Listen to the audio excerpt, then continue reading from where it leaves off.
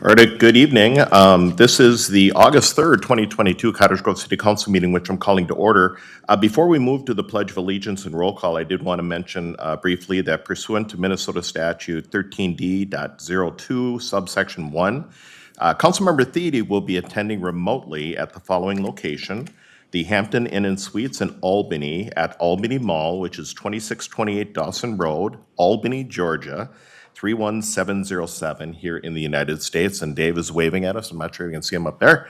But he's off on work, but he's able to join us remotely, which is pretty cool that we could do it. So the next order of business is the Pledge of Allegiance. So if you please rise. I pledge allegiance to the flag, United States of America, and to the republic for which it stands, one nation, under God, indivisible, with liberty and justice for all. All right, will the clerk please do the roll? Councilmember Kambata. Here. Councilmember Dennis. Here. Councilmember Thiede. Here. Councilmember Olson. Here. Mayor Bailey. Here. Next on our agenda this evening is open forum. This is the opportunity for anybody that wants to speak on something that's not on tonight's agenda is welcome to do so at this time. We did have a sign-up sheet out in the entryway, and there wasn't anybody that signed up, but if there's a chance that somebody made it in that wants to speak tonight, anybody at all? All right, I'll go ahead and then close open forum, and we'll move to number 5, which is adoption of the agenda. Motion to adopt the agenda. So we have a motion by Councilmember Dennis. I'll second. Second by Councilmember Kambata. All right, we need to do a roll call vote. Councilmember Kambata. Aye. Councilmember Dennis. Aye. Councilmember Thiede. Aye. Councilmember Olson. Aye. Mayor Bailey. Aye. Motion carries. Next is 6 is presentations. We have none this evening. 7 is consent calendar. Is there anything council would like to pull on consent? And I think Councilmember Thiede, did you tell me or send me a text earlier you would like to pull F? Yes, I did. Okay. And then I'm going to pull B just for a comment. And any other items, council? All right. So Councilmember Thiede, do you want to take F and ask whatever question you have on F? And by the way, for the public, it's the environmental impacts study, which they call the income contract. And I think our administrator will probably take this one. So go ahead, Dave. Yeah, I know we've talked a little bit about this, and we've talked about really kind of how different plans we have for the island and things like that, and the fact that, well, we may want to do something before 2025 years comes up. So what do we really want this? Is it worth it to do this study if we really don't want to wait that long for the island to be developed? Mayor and members of the council, it's an interesting project because, as you recall, the actual mining that's proposed as part of this is actually taking place in the backwaters of the Mississippi. And actually, it is owned by the Sheeleys, who have a lease to Aggregate Industry, now known as Holcomb. As part of that, they have a legal right and due process to make an application for an environmental impact statement, an EIS. So they have filed with the city of Cottage Grove for an EIS. So they have a legal due process as part of that environmental review. So we have already completed the first phase, which is the draft scoping environmental assessment worksheet, the draft scoping decision document, and then the final draft scoping decision document. Those documents, which we've already completed in the first phase, and I will indicate the applicant pays full all of our fees and all of our consulting fees and legal fees associated with this. So there is no expenditure of taxpayer dollars for that. Now, as we move on, the next process is an EIS. So the income agreement that's before you today is the next step. So we've completed phase 1 of the environmental process. Now we move on to the second, which is the EIS portion. This will probably take us until March of potentially 2024 even. So it's a very extensive environmental review, which, as you can tell by the dollars in this income agreement, it is a very time-consuming and labor-intensive operation to do and undertake. So at this point, it is still in a very environmental stage of review, and it is something that they are legally obligated and have due process for us to pursue. So if they end up doing this gets all done and they see a favorable outcome from the study, is it understood that we may not want to see that island capped for another 25 years, or does this have any effect on that? Mayor, members of the council, as part of being the RGU, we have the ultimate authority in regards to ensuring that the facts and the findings of the environmental study are done accurately and that all entities such as the Corps of Engineer, DNR, PCA, and a whole magnitude of other entities weigh in on this project. If at any point we feel that they have not mitigated any of those concerns and issues, we can reject the proposal at that time. And so I would say our decision matrix and that point is probably well from a year from now before we would ever get to a decision point. So at this point, we're allowing them their due process to continue with the environmental review. All right, thank you. All right, thank you, Councilmember Thiede.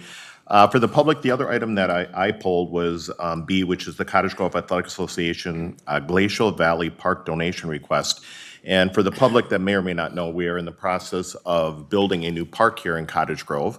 It's out off of Ravine Parkway and County Road 19. It's going to be a really nice park. We're going to build a nice glacier building. That's going to be a structure there that'll be rentable and such. As part of that, though, there's also going to be equipment and hockey boards and such. Well, the Athletic Association is donating to the city of Cottage Grove $45,000 because what they want to do is normally when we put in outdoor rinks, we usually just put in wooden boards. And what they want to do is they want to put in the types of hockey boards that you would see like in our ice arena. And then on top of that, what they also want to do is they want to put in an outdoor scoreboard. And their intent, from what I saw in their information that they shared with us, is that they would like to eventually do some like mite jamborees and things there into the future. Though the rink will be open to the public for anybody to use it, it'll have lights and all that kind of stuff. But they're just basically helping us upgrade maybe from some of the processes or the materials that we use. So I just want to once again, the Athletic Association has been amazing. They've done this in multiple parks for us, not maybe specific to the hockey boards, but scoreboards and things. So we just want to thank them, I do, and I know the council does for their donation, and we look forward to seeing the final results when that park comes online here in the next year or two. So that was the comment I want to make mention there. So since no other items were pulled from consent, I'll look for council Move approval. consent. We have a motion by Councilmember Olson. Do I have a second? Second. Second by Councilmember Dennis. Any further discussion? Roll call. Councilmember Kambata? Aye. Councilmember Dennis? Aye. Councilmember Thiede? Aye. Councilmember Olson? Aye. Mayor Bailey? Aye. So if you're here for anything on tonight's consent calendar or we're interested in that, all of them have been approved. Number 8 is approved disbursement. 8A is to pay the bills. I'll look for a motion. Motion to pay the bills. We have a motion by Councilmember Dennis, second by Councilmember Olson. Any discussion on this topic? Roll call vote again. Councilmember Kambata? Aye. Councilmember Dennis? Aye. Councilmember Thiede? Aye. Councilmember Olson? Aye. Mayor Bailey? Aye. Motion carries. 9 is public hearings. There is none this evening. 10 is bid awards. There are none this evening. 11 is the regular agenda. We do have one item on tonight's regular agenda, and this is a rental license revocation for 8520 Isle Avenue Court, or I'm sorry, Avenue South. And our city attorney is going to kick this one off, and I think she's going to have somebody help her over here. So Corey Lynn. Thank you, Your Honor. Members of the council. Normally, I would present on a rental license revocation hearing like this, but sometimes I also like to introduce you to, I don't work alone at the office. We have a bunch of amazing associates, and so in this case, I had Greta Bjerknes from my office, who's been with us for about a year now, and she came to us from Dakota County Attorney's Office in their real estate division, and it's just been an amazing addition to our firm. So I wanted her to be able to present to you to show that we do have really, really good attorneys at our firm. So I turn it over to Greta. All right, Greta, if you want to kind of come up front there. Welcome. Thank you. Thanks, boss. Good evening, Mayor, council members. It's a pleasure to be here tonight. Thank you for having me. The purpose for my presentation tonight is to serve as a license hearing, as the mayor pointed out, for 8520 Isle Avenue South in Cottage Grove pursuant to city code. If the council wants to take any action such as a revocation of a rental license, a hearing is required under code. So that's what we're here for tonight. As I stated, under code section 9-14-15, the council may hold a hearing to deny, suspend, or revoke a license or to consider other actions against a licensee. There is a process for the hearing. I will present the evidence on behalf of the city, and I would submit all the documentation in the record that's already been submitted to council. The licensee is given an opportunity to be heard and present any evidence tonight. The council, you may interject, ask any questions. We do have the tenants here tonight to offer any information or answer any questions if they arise. Mayor, you are the presiding officer, and council will make a decision. So the purpose of a rental license, the city code does lay out purposes for having such a requirement. And those are, I will just skim over these, to protect the public health, safety, and welfare of the citizens of the city who live in these rental units. The operation of rental properties is a business enterprise that does include certain responsibilities. And rental owners are responsible for taking reasonable steps that are necessary to ensure that the citizens who occupy rental units may pursue quiet enjoyment that's safe, secure, and sanitary. So some rules pertaining to rental licenses. One is that you have to have a rental license in the city if you want to operate a rental property.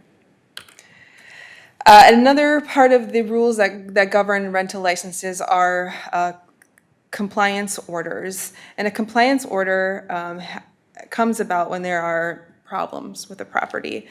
Compliance order documents corrective actions that need to be taken with the property and gives a compliance deadline. If those are not satisfied or remedied, or the licensee fails to schedule reinspection, the housing official may recommend suspension, revocation, or denial of the license following a hearing. And again, that's why we're here tonight for this hearing. So again, the property under consideration tonight is 8520 Isle Avenue South. Here's a picture of it. It is a single-family home located within the city. A little bit of history for the property. The license holder has been the fee owner since 1995. She first obtained a rental license in 1998 and has held a continuous rental license since that time, with a short 5-month lapse in a valid rental license that occurred last year.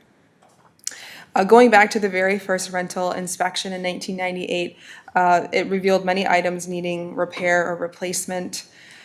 And then starting in 1998 through the present, the property was re-inspected either annually or every 2 years. The code did change in that period of time to be inspected every year to every 2 years. And inspections in 2001, 2002, 2005, 2007, 2008, 2010, 2011, and 2016 all identified violations of local and/or state codes and standards. So taking into account the violations that were found with this most recent renewal, which I'll get into later, there have been 10 failed inspections in the last 24 years of codes and standards of this property. So as I mentioned, her prior rental license did expire in February of last year. All pursuant to code, all rental licenses expire at the end of February. There was a lapse in her rental license from March 2021 to July 2021 due to her failure to reapply for a license and some failed inspections.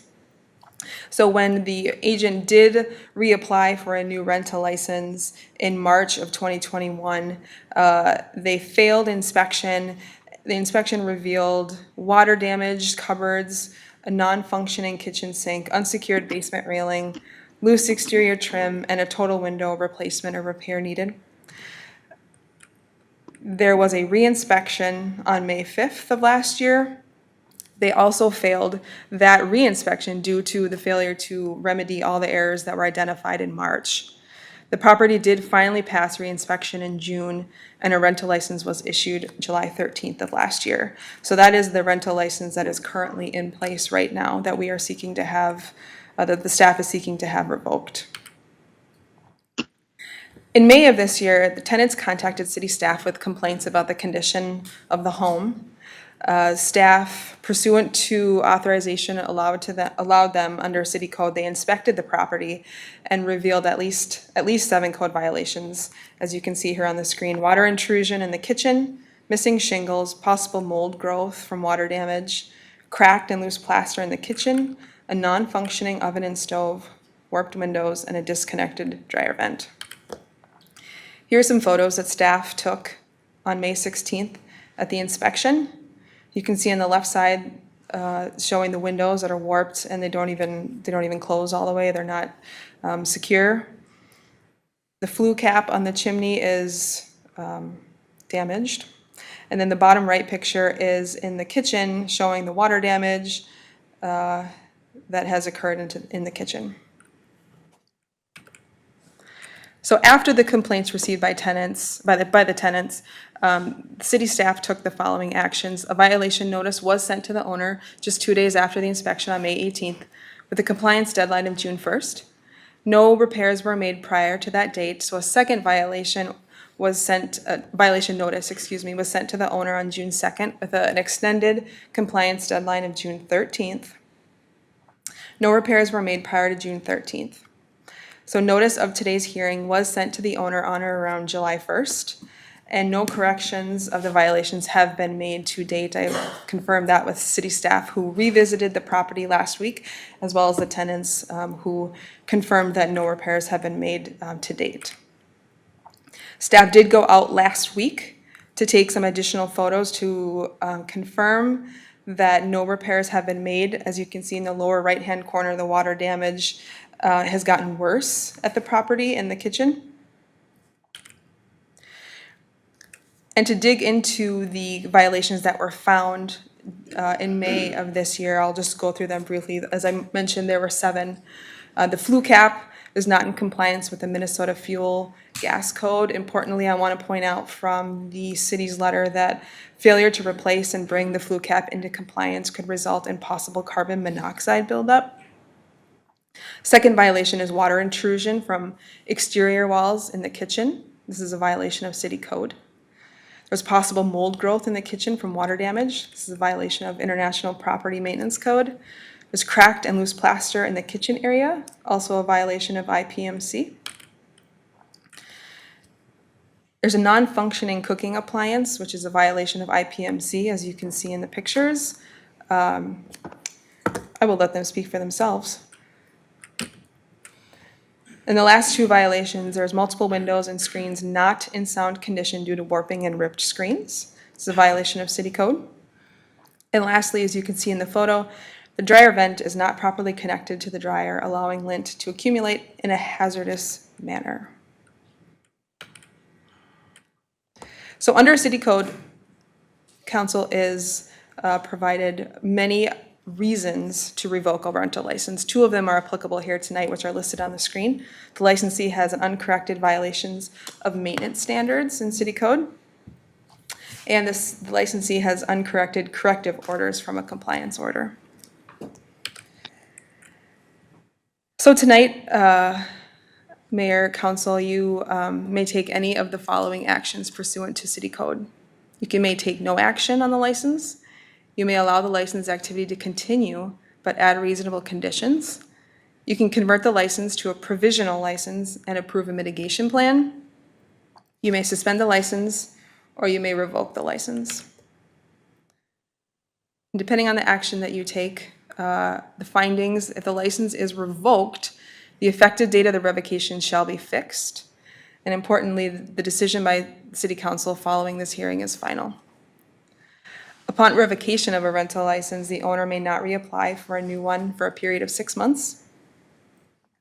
And upon suspension or revocation of a license, the city will notify all affected tenants that the license has been revoked, suspended. So I reiterate staff's recommendation that you adopt the motion, make a motion to adopt resolution number 20-22-109, revoking the rental license at 8520 Isle Avenue South. I'll stand for any questions, and as I mentioned, the tenants are here, and I have one of our code enforcement experts here if you have any questions. Yeah, I have a general, and then I'll see if council has one. One is, do we know by chance, does this particular person that owns this property, do they have more than one rental in Cottage Grove? Do you know? Do you know? I'll let Connor answer Yeah. that. Mayor, members of the council, she only has one rental within the city, which is this Okay. one on Isle Avenue. So- All right, so she doesn't have any others, this is a Nope. single? Yep, just the Okay. one. All right. Councilmember Olson? Connor, stay up there. I have several.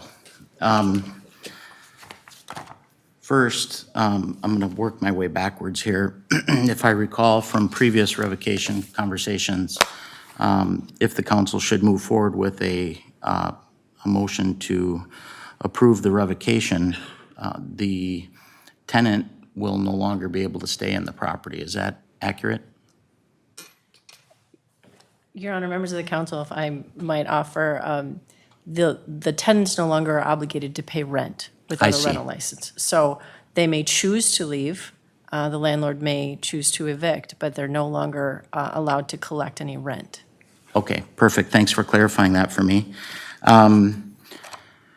There was a inspection that was done in July of '21 that enabled this rental license to be put back into effect after a short period of it not being in effect.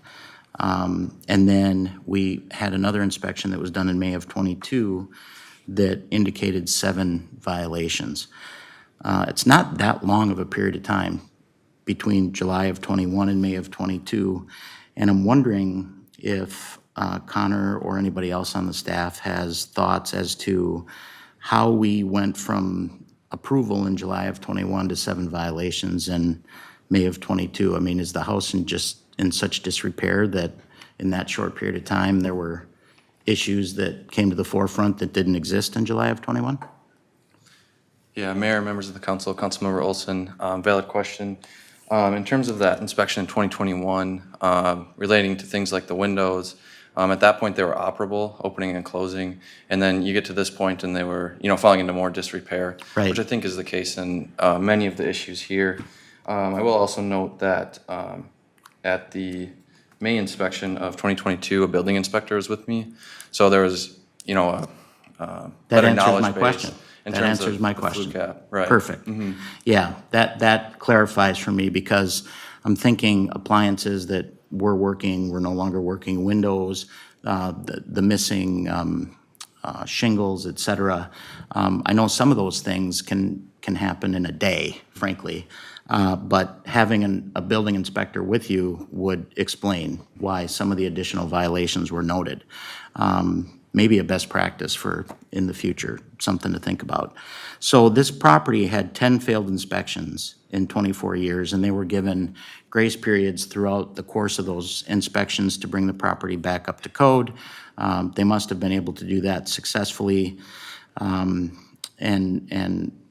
maintain a rental license for a period of time, but from the pictures that we've seen and from the explanation that was given, it appears this property has really fallen into disrepair. And what's more disappointing is we haven't had any response to our letters from the property owners. So that leads me to wonder, do we have accurate information on where the property owner lives, contact info, all that sort of stuff? I mean, is there a chance that they didn't respond because we just didn't send it to the right place?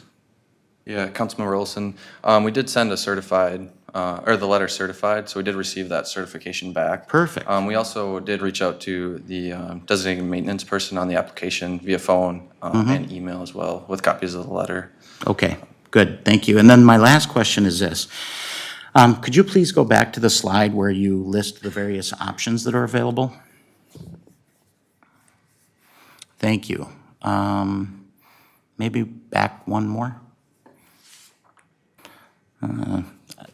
Never mind. My recollection is that one of our options was to mitigate the issues in the property, so to issue a provisional or something along those lines, and then, order that we approve a mitigation plan. Is that similar to what we do when we have properties with, for the sake of simplicity, the grass is too high?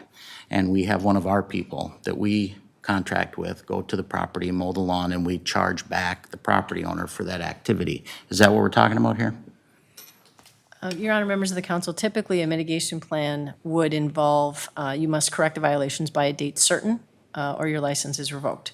You must have no more additional complaints from the tenants on violations that we can confirm for a short period of time, or you can extend it for a longer through the license term.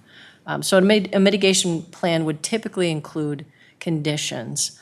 And then there can be a fee associated with that. If we have to do additional inspections, we could require them to have to pay each time for a reinspection fee. But it does not provide us with the latitude to actually have these issues dealt with by people that we know and trust, and then actually charge the fee for that service back to the property owner? Your Honor, members of the council, that's an interesting condition that we could consider. We basically would do the abatement. We Correct. would go in, hire a contractor to correct all of the violations and charge it back. That's, I think, what you're suggesting. That's the question I had, so thank you very much. Very, very good answer. I appreciate that. I'm done. Councilmember Thiede, you had something? And then I'll get you. go. Yep, Councilmember Thiede. Yeah, so Justin covered quite a few things. And one thing that I did want to ask, though, is you said that if we revoke the license, essentially the people that are living there now could, in fact, live there free. But the way it sounds like that the house may not be fit to live in. Is that true, or do we have, or that's another process around condemnation, or? Yep. Your Honor, members of the council, it's not unfit for human habitation, or it would have been posted as no occupancy. So we're not at that point where it's a hazardous building. But certainly the tenants, if there's no rental license, the landlord is not authorized to collect money for someone to live there. There is a process whereby they can submit their rent payments to the court in escrow, and the court would then hold those until they determine that either the landlord's entitled to them or not. If they chose to do that, that is a statutory, that's offered in state law, but it's not required that the tenants do that. Okay, thank you. One other question I would have, and Justin mentioned about abating the issues in the house, and then putting it on the tax roll. But then the only concern I have with that, if the owner hasn't been doing some of those fix-ups and so forth, that they may see that as a way of getting the house fixed up and then just default on the loan and have it get sold that way or something. I'm not sure if that thinking is appropriate or not, or whether it would really happen. But so I'm not sure that I'm in favor of any type of abatement issue with this.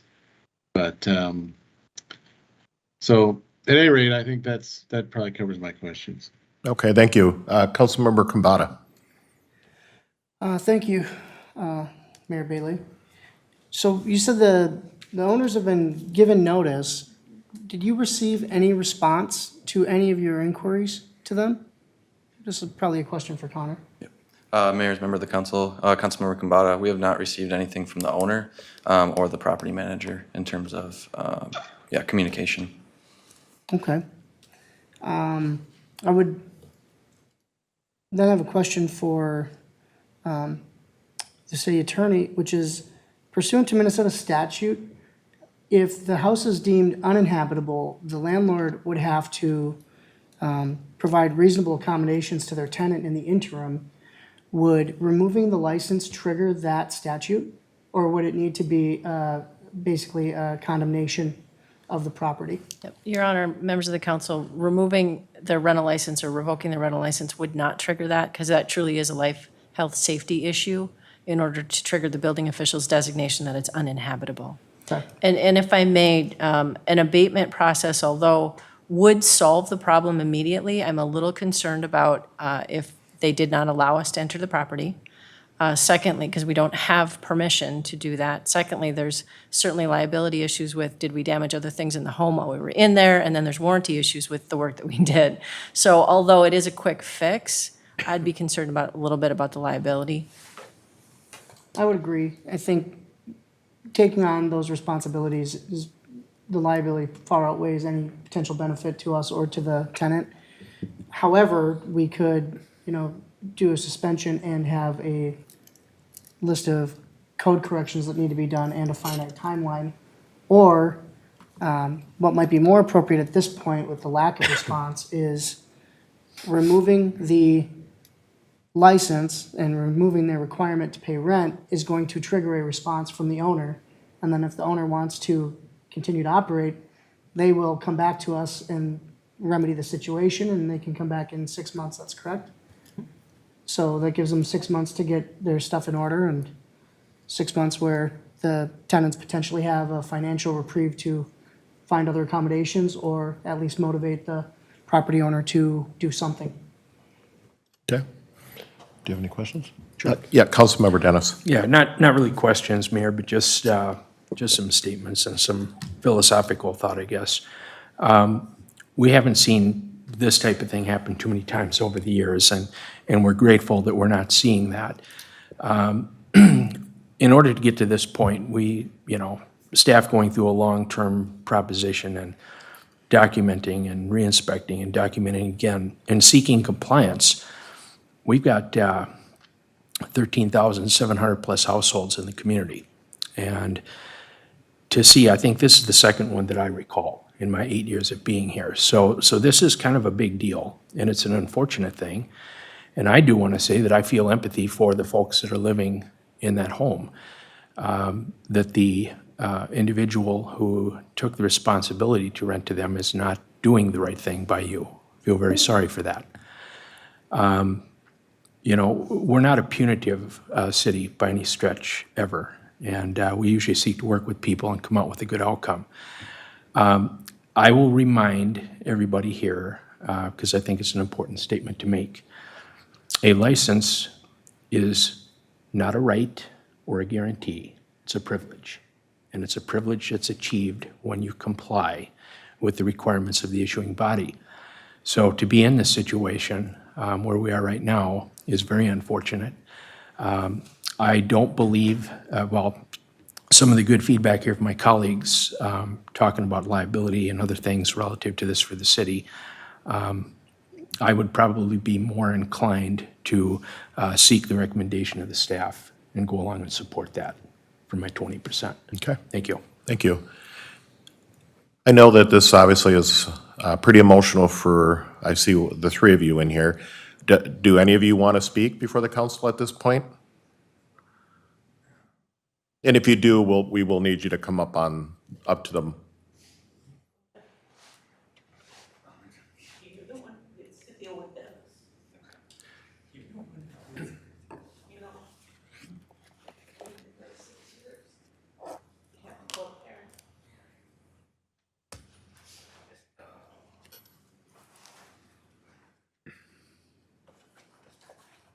And if you could just, we know your address, but because of where the situation is, but can you state your name for the record, please? Paul Steen. Paul Steen, okay. Thank you, Paul. Did you want to share anything with us? I mean, I might have a question for you just from a knowledge-based standpoint, but Oh, well, go ahead. my question for you is, when these issues have been arising in the property that you're renting, you've reached out to her or this individual, correct? And Well, I really don't know how to get hold of her. We've only met her one time. That was 6 years ago. She kind of threw everything at Dennis. Dennis is the gentleman that does the maintenance? Well, supposed to do the maintenance? Okay, I get that, okay. Yeah, and just nothing, You guys told him to take a window out 2 years ago that was cracked. Well, he took it out, but it never came back. Our basement flooded.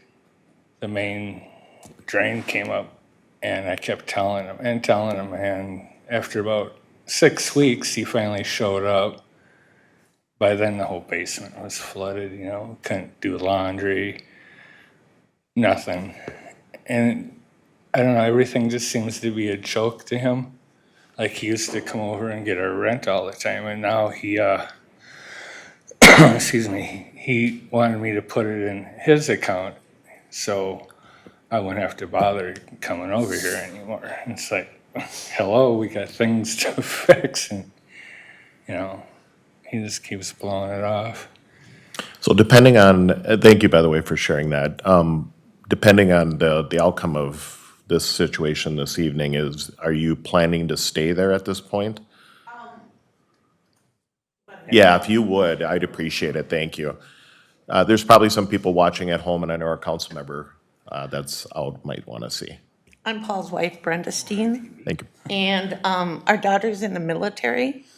And right now, we're trying to get a loan to get out, Okay, because being I'm diabetic, and with his medical, it's just not safe for us. okay. I mean, we don't want to leave this neighborhood because we love it here, you know? Everything we need is right here. I work at Anderson, you know, half a mile away. We even offered to do a contract for deed, because we get all the salespeople that stop by saying, you know, we can do this for your house, whatever, but we can't do anything because we're renters. Right. We're not the owners. So they have to pass on by. He could get a discount through work. I work for Republic Services, Yeah, I could have the that trash whole- provider. that He could have the whole house fixed, done, the windows, the doors, everything. have the electrical. I had to have the outlets changed by my brother, who's a licensed electrician. They were fried so bad, it's surprising the house didn't start on fire. There's no air. She just doesn't do anything. She's owned this home for 15 years. Okay. And she keeps raising the rent, but she doesn't put any money aside to fix it. Well, I would just share with you that based on, I mean, obviously the council will be making a vote to make it official. You did hear, and I'm assuming our attorney can talk to you about the next phase. I know you were talking out in the entryway there. Yeah. I'm very sorry you have to deal with this. was I think I can tell you I know from me personally, and I've been the mayor for 14 years, this is disgusting. And I'm very upset that this has happened to any of our residents like this, and I know that the rest of the council, I believe, feels that way. And we'll do what we can do to help you through this. And I'll have another question for staff after we, Well, she's from India, so she uses pretty much what we give her for, to live on. And I think she lives in, what is it, kind of like almost like a frat house where it's students. okay, So she doesn't have to pay anything, really much. But her so-called maintenance man has been there 6 times to take measurements for the stove. We have paid him up through the 1st of July. Okay. We have paid our rent every month. And he still can't get a stove. And I can find one for $400. oh, yeah. I mean, I agree. think that's what he wants us to do, is just, He wants us Us to to do the fix it. repairs. Yeah, no, that's not appropriate, so, and they came up with some kind of bill after like 4 years, some kind of water bill that he wanted like $3,500 for, and I'm like, for what? And it's for a We've- leak that we we've- told him about 2 years I prior. don't even know if it was that. We never got a bill. No. We don't even know if has been paid. You know, there's never any discussion about us taking care of it. No. It's just like 4 years later, oh, here you go. Yeah. He just comes over to collect rent, but he won't do anything. Okay. When we tell him there's a problem. okay. Councilmember Wilson, you have a comment? Can you say again, how long has it been that you've been in the home?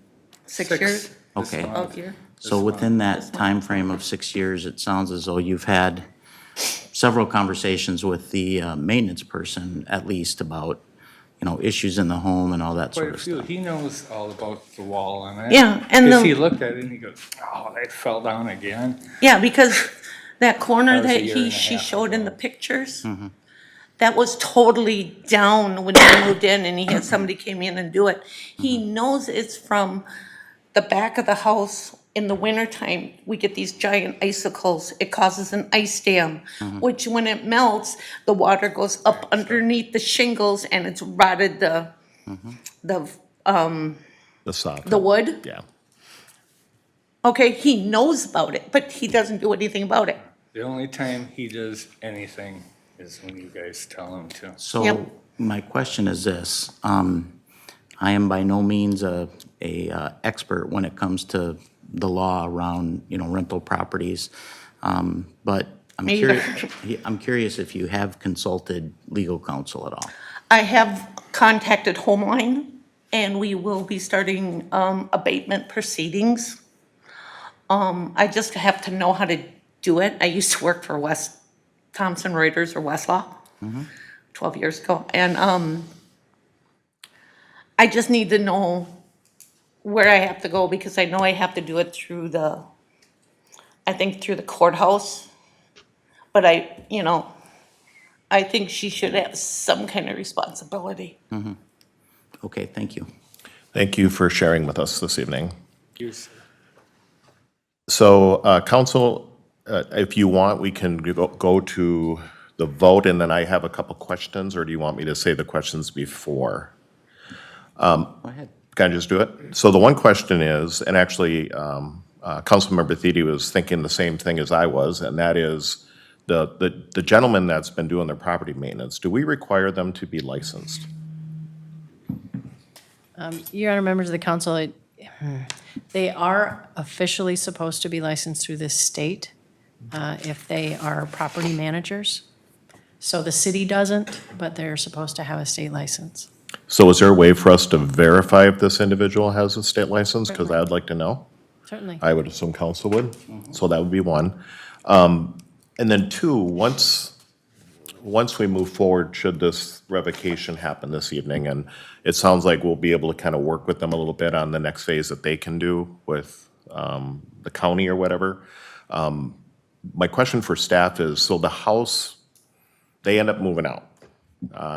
How do we stop somebody else from going in there and trying to collect rent by this individual with, will we keep up with it? What are we, because I could see they'll go find somewhere else, and this person will just ignore us like they've been ignoring us up to this point and want to go back to renting out the property. So that's the one question. Then the second one is some of the things that it sounds like they're having in the house, which I know we wouldn't necessarily know, except for the fact that we were able to go in there, almost does sound like it might be a health issue with the possible mold in the house.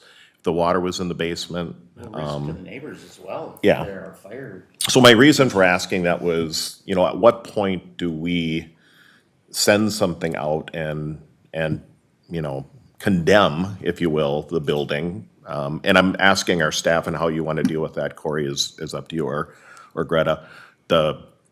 This just sounds like this person has no care about what they're doing. And so I appreciate the fact that you brought it up to us, so that we can deal with it this way. And Connor, whatever you need from us, I think we need to do that. But I don't know if you have any thoughts on that. So, two questions. One is, the building official did an inspection along with Connor. And so if the building official didn't deem it uninhabitable at that point, I think we can safely say it's habitable, although it might have some hazardous conditions in it. It's not to the point that we need to shut down the building. So that was the first thing, or that was the second thing. The other question slipped my mind. Well, it was specific to how do we prevent them from going back in there? How do we prevent occupancy? Yeah. So we will send a letter to the owner, the property manager, as well as the tenants, notifying if the council chooses to revoke, that there has been a revocation. The tenants will be given you can choose whether or not you think the tenants need to move out, or just let them reside there as long as they want to. They don't have to pay rent, as I've indicated. And the rent abatement is what she's talking about with Homeline. So it's a process through the court system, and I'm sure Homeline can help walk her through that. so that they can feel like they are still paying their rent just in case the landlord comes after them. There is something to collect, although without a rental license, they're not entitled to it. Once they move out, the building would be posted as no occupancy unless it's owner occupied. And so we would post it, we would put notices on all of the doors. And so anybody that attempted to show it or move in would see it. As well, I'm sure the neighborhood would be more than happy to keep us informed if anybody else moves in. Okay. Yes. Yes.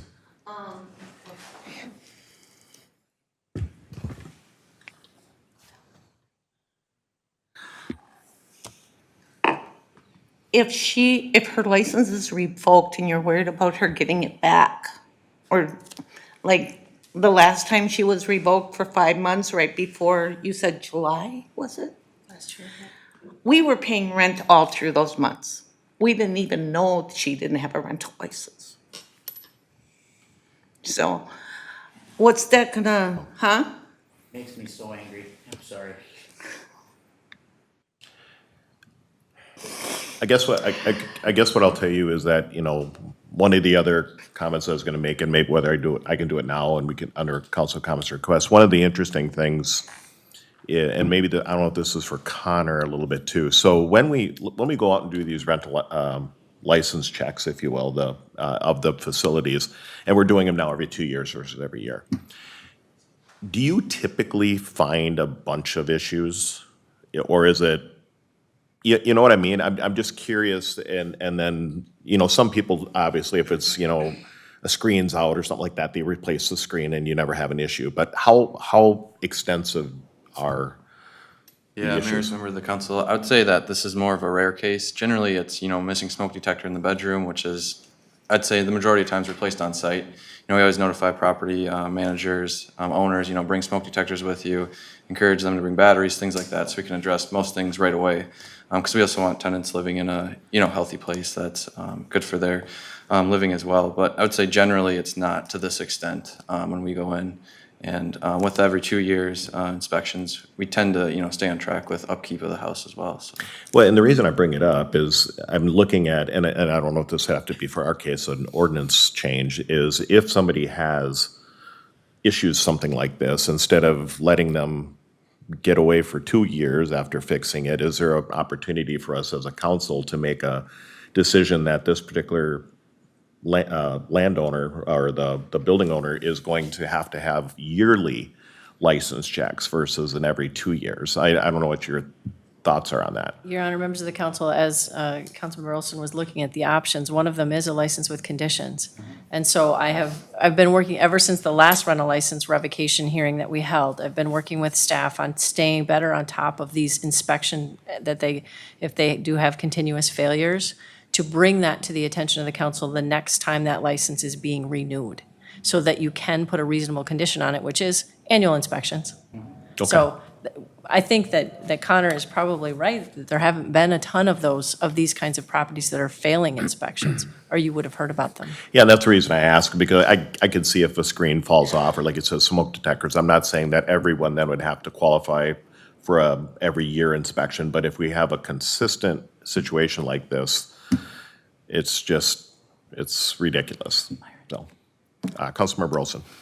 I want to piggyback on your question, because one of the things Connor mentioned is when he did the inspection this year, he had a building official with him. And I'm assuming that's because of the complaints, et cetera. So just another layer of security. But it seems clear that the building officials and their inspection expertise and process is probably a little more detailed or in-depth, as one would expect, being that that's their career, that's what they do for a living. And I'm wondering if other communities require rental inspections to be conducted by building officials such as, you know, Andy and that team for that very reason, so that there are things that maybe would go undetected that actually would be detected. And, you know, it's that old adage, an ounce of prevention's worth a pound of cure.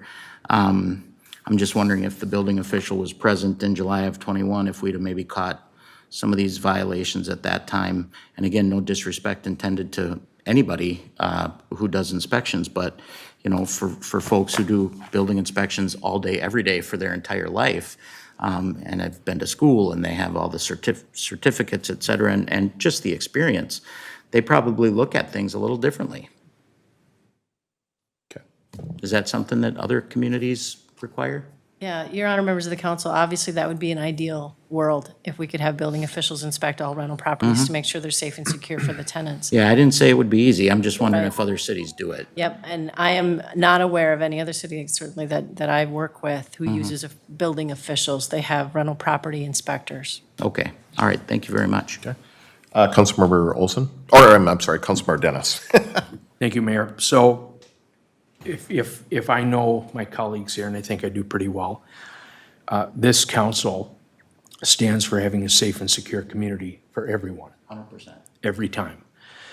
I think it's time in this particular instance, when you go back and look at the long-term history of what's taken place, that we do our part here to end this cycle of abuse to our residents, to the community at large, to our staff team, and to us as a council too. We don't want to deal with this stuff. This is very unfortunate.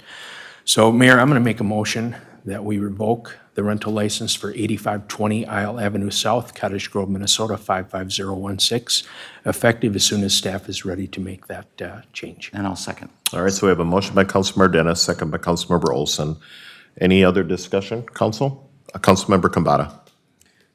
I just wanted to add that, you know, as a landlord, I take personal responsibility for making sure I have safe and habitable properties. I can't express how disappointed I am that the property owner's not here, and that their tenants are. You know, like, the fact that they had to come here and put themselves on record to try and get these actions corrected, to me is egregious. So when we're done, hang out, I can give you some resources with the county and with the state as far as, you know, what your rights are as tenants. But this is a tough decision to make because it affects them too, not just the property owner who's obviously complacent. And that's what makes my vote here hard, is I know that whatever we do, it's gonna have an adverse implication on the people who really matter, which are the tenants.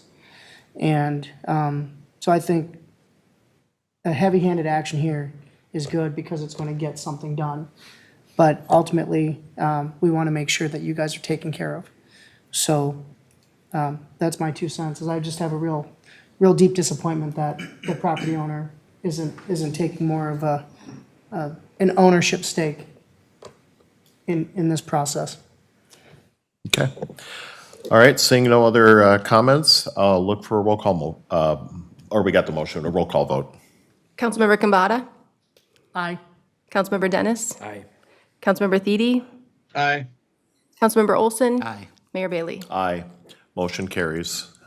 Good luck. Please, I know our staff will be talking with you too afterwards, and again, Councilmember Kambata maybe can provide you also some additional resources, even if I'm sure our staff can too, but whatever we can do to help you with your situation there, please know we're there for you. Yeah, we're sorry this is happening to you. It's unacceptable. My daughter's military, being alone, we're waiting to hear on that to hopefully get out, but having to pay no rent will help. There you go. With the closing costs to get it in place. There you go. Thank you. Thanks for coming and sharing, unfortunately, the bad situation. Thanks. All right, next item on our agenda this evening is council comments requests. I will start with Councilmember Kambata. I don't have any. I would just like to comment that, you know, I was really pleased with Night to Unite. We had a lot of positive comments on the community, about our staff, about our law enforcement, fire and EMS. Overwhelmingly positive feedback. I would say more than the 90% positive that we got on our surveys last spring. Nope, I agree. That's, and I'll make my comments a bit later too, but that, I heard that very loud and clear. That's awesome. Councilmember Dennis.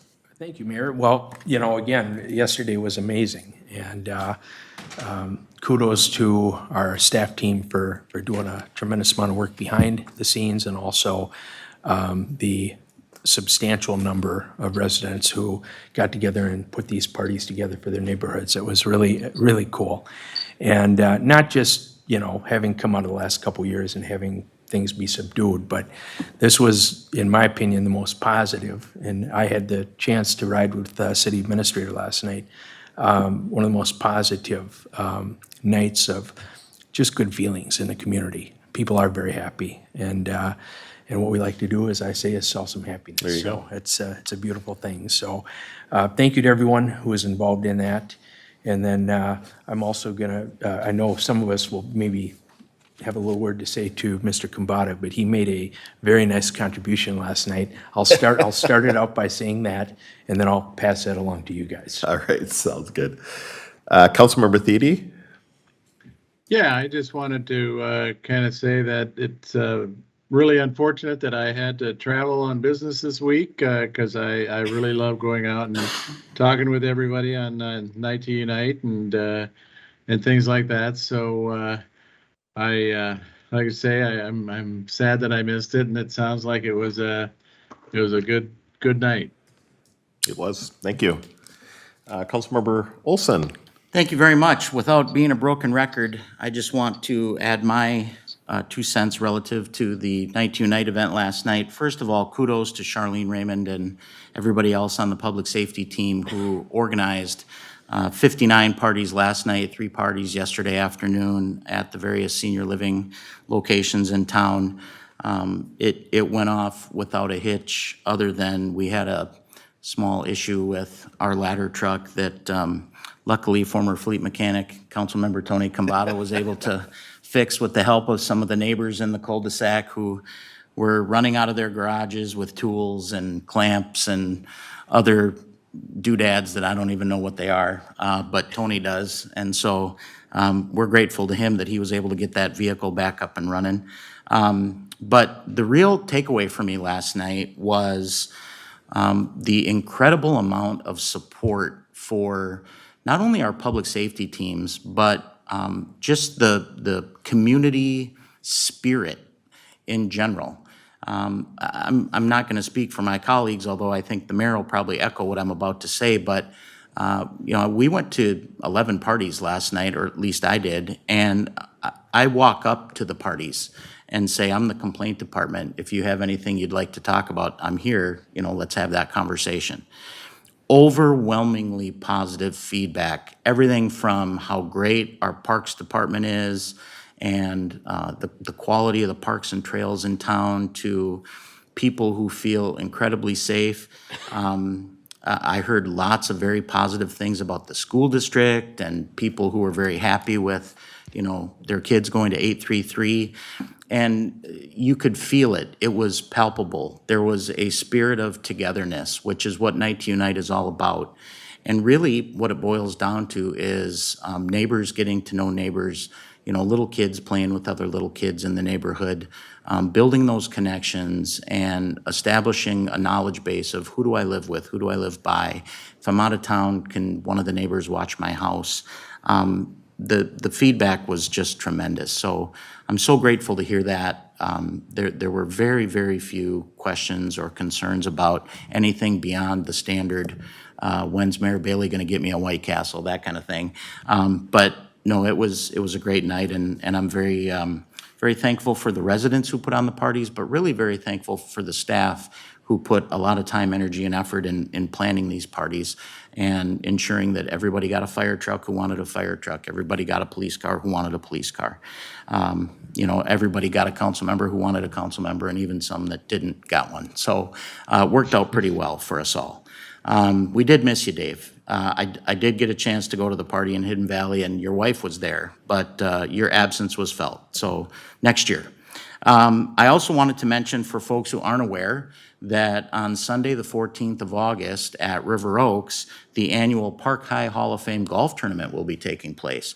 This is a tournament that I typically like to play in. Unfortunately, the mayor and I will be out of town for a work function, so we won't be able to be there. But I know that all of the members of the Park High Hall of Fame Committee have been working really hard to organize this tournament. Guaranteed to have a great turnout. There's a great turnout every year. I believe our Public Safety Director, Kerner, will be there. I know that Senator Bigham will be there. And, you know, we're all very proud of our Park High School here in the city of Cottage Grove. And you've got 3 PhDs sitting right up here at the dais tonight who, you know, we all bleed green. But I want to encourage people to participate if they can into the Park High Hall of Fame. And I also want to thank my colleague, Councilmember Dennis, who is an incredible supporter of the Park High Hall of Fame. He attends the Park High Hall of Fame wake-up breakfast with me every year. He has made it to the Park High Hall of Fame awards banquet in the past. He's a financial supporter of the Park High Hall of Fame, and he also helped sponsor some of the events at the golf tournament. So even though he's a Cretan kid, he bleeds green, and his kids went to Park. So he definitely has an honorary membership into the Park High Club that we're sitting up here. Thank you. Thank you. So last but not least, I just wanted to let people know that here we are, we're in the month of August. We're going to be turning the corner pretty soon to school. And one of the things we did with Night to Night last night is we encouraged people to donate school supplies to Friends in Need Food Shelf, because we do have many, many families in the area who take advantage of the opportunity to get some of the school supplies that they may not be able to afford if they're going through a hardship, et cetera, through the Friends in Need team. And you know, everybody down at Friends in Need does a great job of working with anybody and everybody who needs some assistance. And, you know, there but for the grace of God go I is kind of the way I look at things. And things can change in a heartbeat for any one of us. So if you have the compunction and feel generous and you weren't able to participate in the back to school supplies drive last night for Friends in Need, I would encourage you to do that.